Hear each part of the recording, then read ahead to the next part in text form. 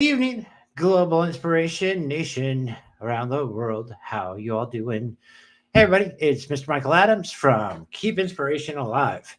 How's everyone doing? I hope everyone's having a wonderful evening, morning, afternoon, wherever you are in the world, in the global inspiration nation land. All right, I'm going to get vulnerable tonight. Let's get vulnerable. Let's get vulnerable.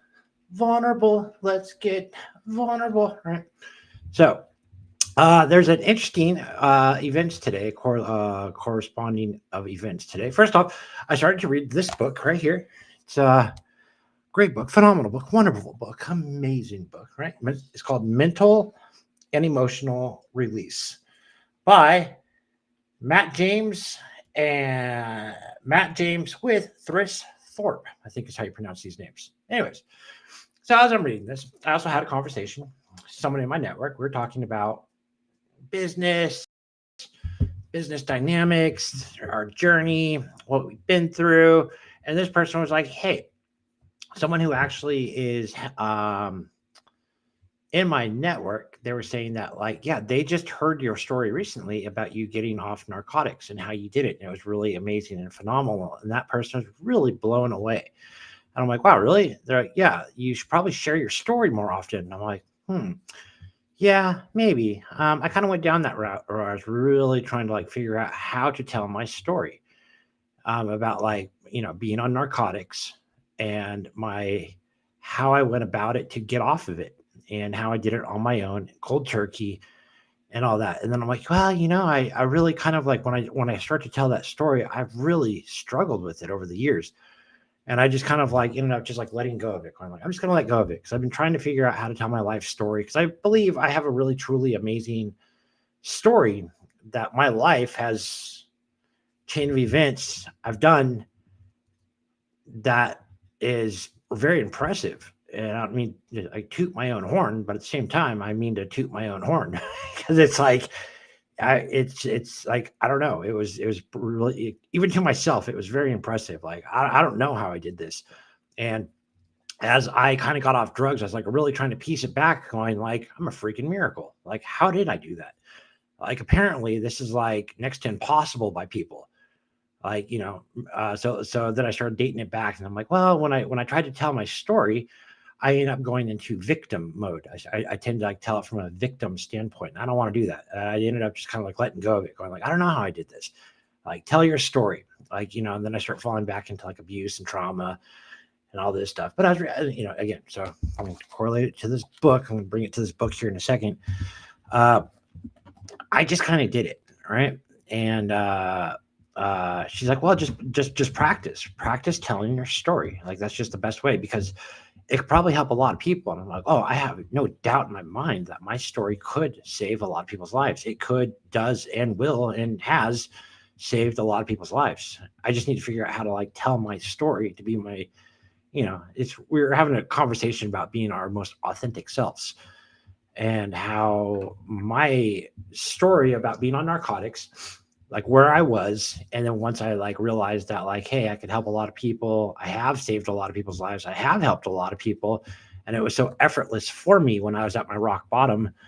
And I'd have people reach out to me all the time and saying that like, oh my God, you saved my life. Remember that night that we talked?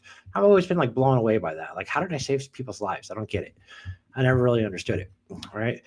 And so I'm going to try to reframe this, date my story back a little bit and go back to what it was that I was like when I was on narcotics. All right. So there's a correlation to this book as well, because I just started reading this and there was like a lot of correlations that like helped me like identify like, wait a minute, like I was doing a lot of this stuff, like a little bit. So like, I'm thinking like I did a lot of NLP before I even knew what NLP was. And it was like really going through like dark moments of my life that I had to like just think. I would go into like really deep states of like thinking of like, how do I resolve this? How do I get off this stuff? How do I, and I had to do it all on my own. And it was like through like really dark eras. And so like, as I read a little bit, like, and connect with people in like NLP communities and things like that, they're using like wordage that like I was kind of like coming to on my own. And even in this book, like as I'm reading a little bit of this, going like, wait a minute, these are some of my realizations with these wordings that were being used. So let's date it back a little bit. Let's try to tell my story. Let's try to reframe this in a way and go back and try to like get some kind of like understanding so I can kind of like share my story because this might even help unlock me a little bit more within the business dynamic. Because entrepreneurship, I just saw a post someone was sending me. Entrepreneurship is really about selling yourself. It's like your own, it's like entrepreneurship this day. How is it again? Let me look. Uno momento, por favor. Entrepreneurship. I don't want to have too much dead space on here. Let's see. Entrepreneurship.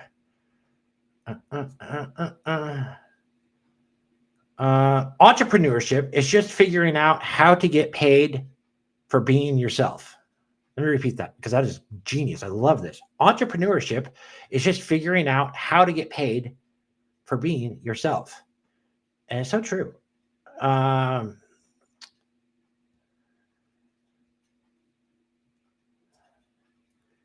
so um, let's take this back. So it went back from like narcotics. So it was like, so I was, drinking a lot. I was drinking a lot, like, probably when I was like 16, 17, 18, moved on to, I don't even know where to begin this story. Experimenting with a lot of drugs. How about that? I was experimenting throughout, life. It started out with cigarettes, alcohol, marijuana. Where do I begin this story? I don't even know where to begin this. Let's go to the hard stuff. Let's go to like start looking at like I know where to begin it. Okay, so the journey. So let's just give you like I'll just throw out like the ones that like the big ones that I really got off. Cocaine, that was there. It wasn't like a full blown like hardcore like daily addiction, but there was an addiction to cocaine a little bit. And it wasn't like that was probably the least of the narcotics that I was doing. Methamphetamines, heroin, fentanyl, oxycontin. Right. So we got the big ones. We got the big ones, and through the journey I was able to get off those. And I figured it out on my own because I was too embarrassed, too ashamed, to whatever, to like really open up. I tried the whole NA, AA, Alcoholics Anonymous, NA, Narcotics Anonymous, Methamphetamines Anonymous. I've tried a lot of those anonymous and it didn't really sit well with me. The reason being was I found groups where that they were outdoors, which, I felt more comfortable being outdoors in space. I get really claustrophobic. I would sweat a lot, especially being on narcotics. I'd sweat a lot. I just sweat in general a lot. I used to just sweat a lot. I don't sweat anymore. It's really interesting. I think that was correlated to, pharmaceutical medications, being on antidepressants, like a cocktail of like antidepressants and pharmaceuticals like that. I got on when I was age about like 13. And that really messed me up. And that was probably one of the harder ones that I got off of, believe it or not, because that threw me through a sense of like psychosis when I got off the pharmaceuticals. Anyways, so let's date it back, lead it up a little bit more. So during the process, I would just very like, how do I say this without getting checked on these social media? I was unalivable mindset. Hope you guys get my drift.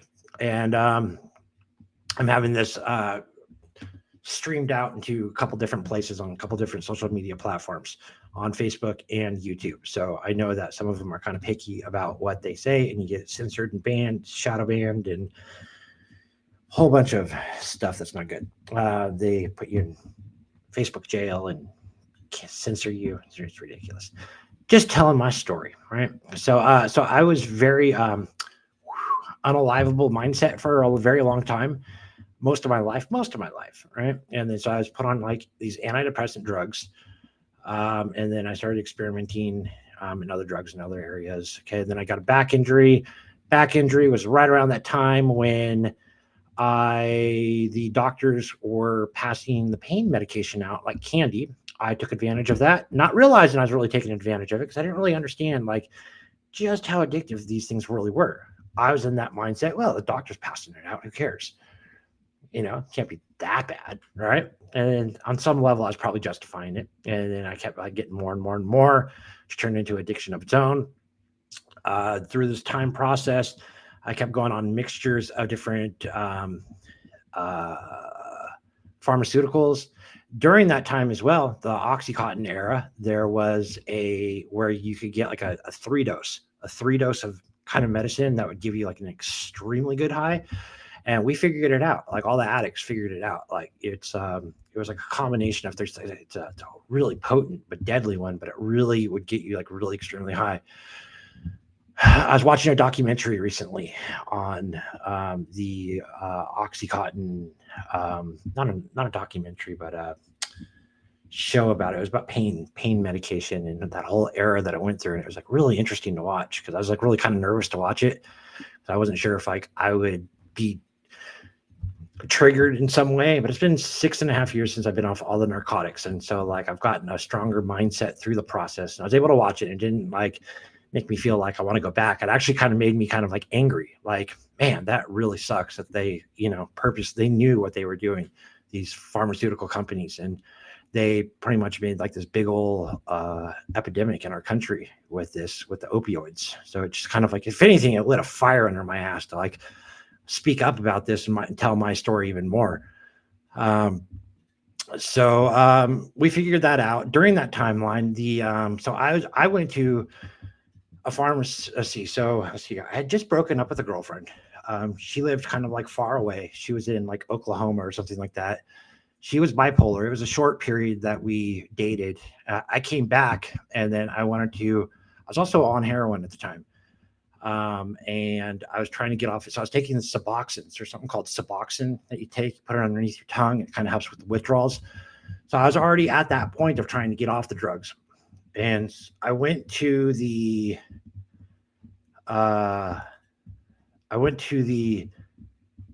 where they whatever, and I said like, hey, listen, like I think I want to do like I have, because I was trying to get on Xanax and a couple other drugs. There was like a 3 cocktail mixture that were like really like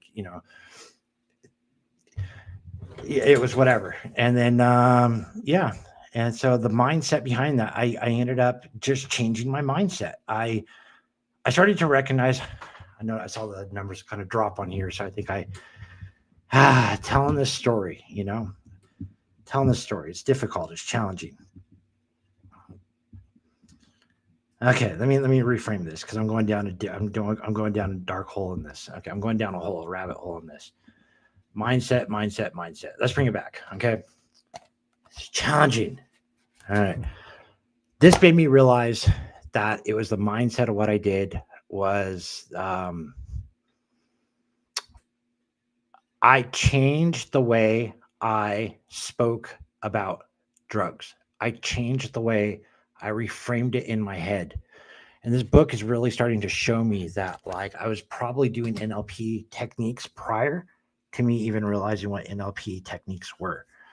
I changed the way I reframed it in my head. I reframed the way that I spoke about it. I reframed like the dynamics of it all.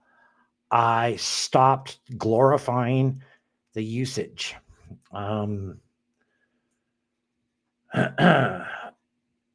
was a big one. I got off the drugs cold turkey.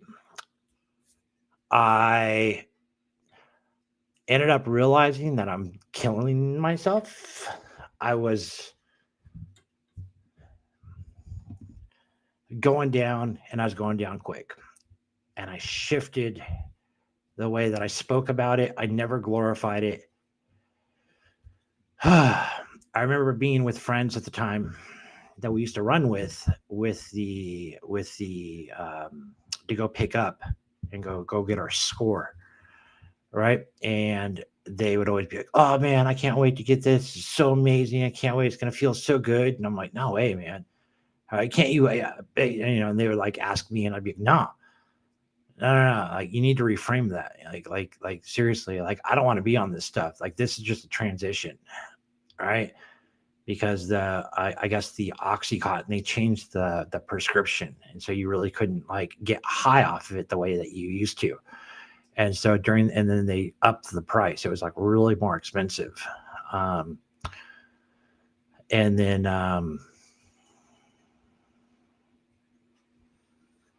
it's challenging to talk about.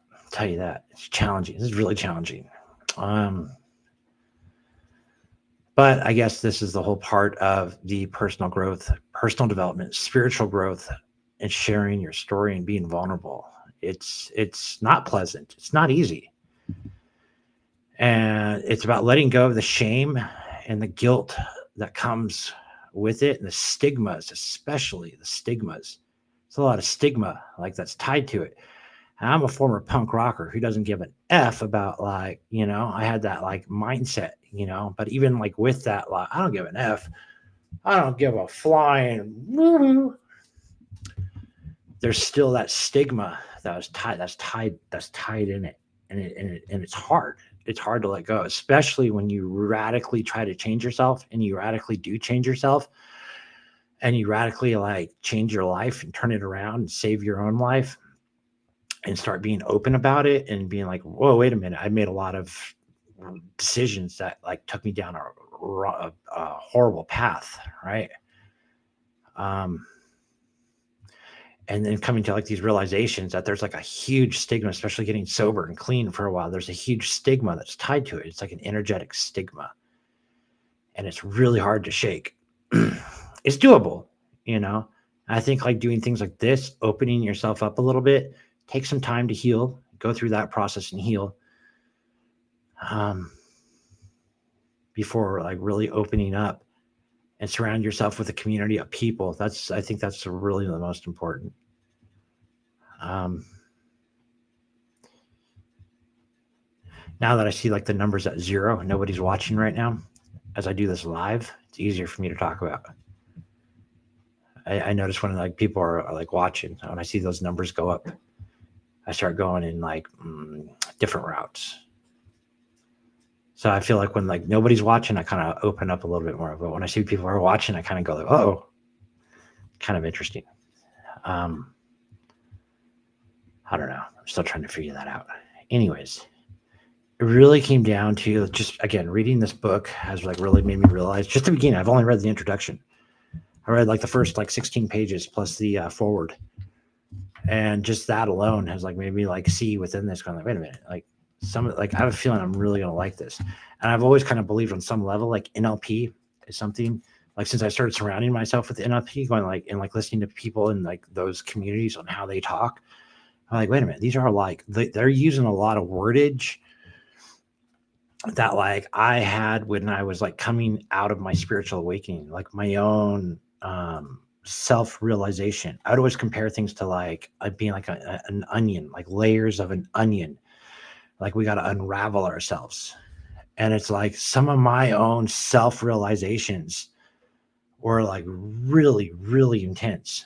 And it was like, I noticed that like people, yeah, like my own realizations, I realized people in these communities, they speak like a lot of like my own realizations. Like they speak in like those terms. So I'm almost wondering like how much was I influenced by just trying to seek out things online? I don't know. It's really interesting. Or how much of it, because like I was like really sitting in a dark place by myself, in darkness, in my own mess, in my own drug addiction, really contemplating like, how did I get here? And just not glorifying it, and kind of like looking at my own life, peeling the layers back, speaking to people around the world. Hey, Jennifer Hart's here. Hi, Jennifer Hart. I left and I'm now back. Oh, so you're the one of the ones with people that left. You guys made me nervous when you guys were on. I got two people here. I started like going in this whole like spiel, and then like they took off, and I'm like, huh, I guess I was going in the wrong direction. Let's just bring it back to let's bring it back down. I was getting too much into the glorifying of the drugs, and now tapering it back down to the realizations and all that. So I think the realizations is probably more important to share. And the realizations was me sitting in my own darkness, sitting in my own stew, and basically, and coming to these realizations of like, how did I get here? And I never, ever, ever, ever, ever, ever glorified drugs, ever, ever. Like that is one thing that was like probably the most profound thing that like I came to, was to never, ever glorify drugs. All my friends were like, oh man, this is good shit, isn't it? Let's smoke this shit. It's so good, huh? And I'd be like, F no, it's not. Stuff's horrible. What do you mean it's horrible? You don't like it? I mean, no, it serves its purpose, but like, I don't want to talk good about this stuff. I had that like epiphany at Words Have Power. Like that was like before my spiritual awakening hit. Like I started to like kind of like analyze my friends that I was running with. I started to like analyze like the circles I was with. I started to analyze the circles I used to be with prior to drugs. I started to analyze the circles of like other people's friends because I've been in like a lot of different circles, like high level circles and low level circles and dangerous circles. I've kind of like a chameleon almost in a sense. I've been able to like kind of like blend into a lot of different circles. And to those circles, like over my life, I was able to kind of like I would analyze because prior I used to be very quiet. I used to be very shy. I would just analyze. I would just watch people. I would just listen. And then I started getting angry during my addiction because like right before I was about to get off my pharmaceutical medications, take the leap of faith, get off the narcotics and all that, I started listening to my friends. And they were like, hey, they would start speaking for me. And I'm like, wait a minute, they're speaking for me. This isn't me.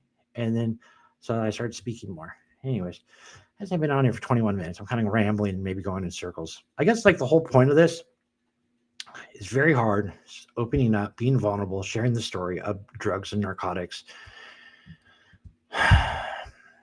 and getting off of it. It's difficult. It's challenging. But you guys can do it. And since I'm kind of like going down a path of self-realization, helping people and like really like I'm at that point now where I'm okay to open up and talk about it without like feeling like triggered, like, oh, I might want to like relapse into it. I think I'm past that. I'm pretty sure I'm past that. I've kind of been around it, watching some documentaries on Netflix. I don't feel compelled to go back.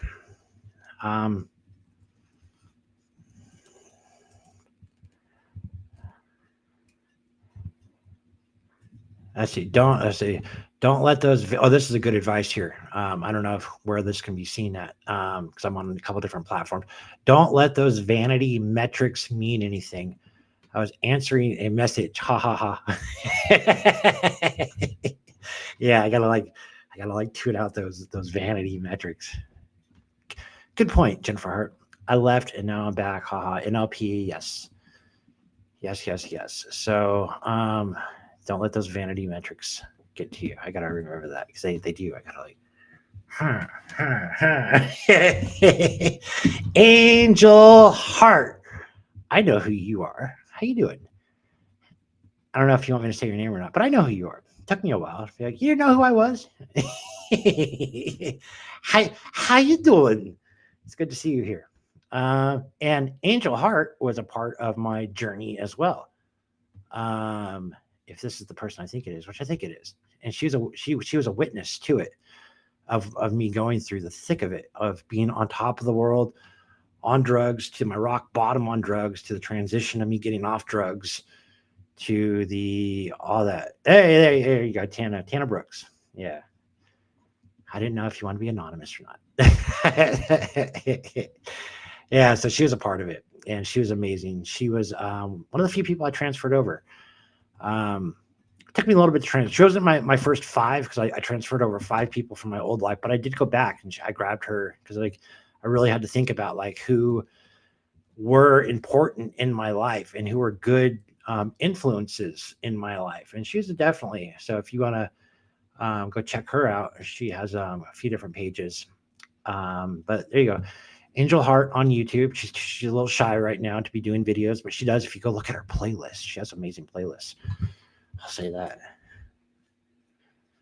And then she has amazing some groups that she's a part of, and she's very spiritual. And these are the people you need to identify people within yourself, within your circles, and that are who are uplifting. That's another thing is like really, I was studying a lot of drugs back in the day, and I was fully aware of what I was going to do to myself. I was fully aware. I studied like a lot of the drugs.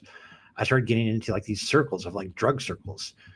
And then it was like, but I started to like pull myself out. And because I started to like watch other things, like, I started to like realize the yin and yang of things. And it was like right before I started to recognize the words have power and we change our vocabulary, change our reality. Right. And all of it was just, it was very challenging, but I don't think it really needs to be, because it was like I was doing it through like my own self realizations, like doing it on my own. I had no roadmap. I had no one like telling me like this is what you needed to do. I had nothing. I just kind of like figured it out. I just became a Reiki 2 practitioner. Reiki, I don't know how you pronounce that. But anyways, like that stuff is amazing. Like that stuff is like transformational. That stuff right there, Reiki, Reiki. I always forget how you pronounce it. Reiki. Anyways, that stuff is transformational. That NLP. So here's the things I would recommend for people, because it's like me trying to figure it out one step out of the way. I really want to help people like not have to suffer the way that I have. The things that I've kind of figured out along my way, definitely NLP. Look into NLP. Look into epigenetics. Look into Reiki practitioners. Meditation was a huge aha moment for me. Meditation will definitely help pull you through anything like narcotics and everything. Meditation was my, I guess you call it your catalyst. I always hear people say, what was your catalyst? Or what was your whatever? I hear that in the spiritual community. I had to look it up a little bit ago. I'm like, what does that word mean? Or what is your, what's that word that they always use? I always I hear it like lately. What is your, starts with a D. What is your something? But anyways, mine was meditation. I started to recognize meditation was dating back to time of history. Like if there's anyone in all of history that we know about from 5,000 years ago, 100 years ago, 50 years ago, 20 years ago, 3,000 years ago, they all had one thing in common. That one thing in common was meditation. I'm like, wait a minute, there's something to this. So meditation was my catalyst, I guess you could say, was like my aha moment. And that was what really helped calm me down through these. I've came into contact. So here's what I would recommend: meditation, NLP, epigenetics, Reiki, surrounding yourself with a beautiful community. Words have power. Words have power. Words have power. I can't say that enough. Words have power. Words will dictate your life. What you say becomes true. Your brain can't separate thought from reality. I'll leave it at that. This has gone on for about 27 minutes. I'm around about the half-hour mark.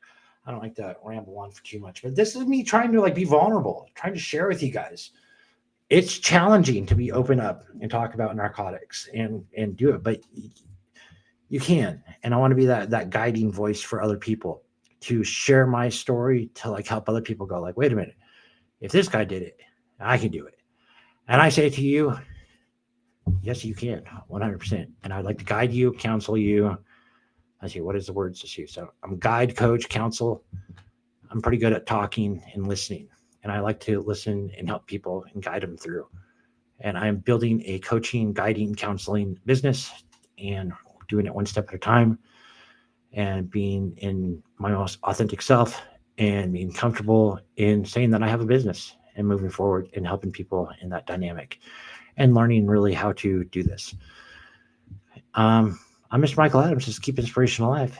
If you got any value out of this, in the YouTube section, I do have I will put a link for a clothing line that I have, and I do accept love donations. Anything would help right now. And can you continue me going, keep this inspiration alive? I'm Mr. Michael Adams, and let's keep inspiration alive. Till next time, toodaloo. Thank you for letting me share my story with you and being open and vulnerable. Bye.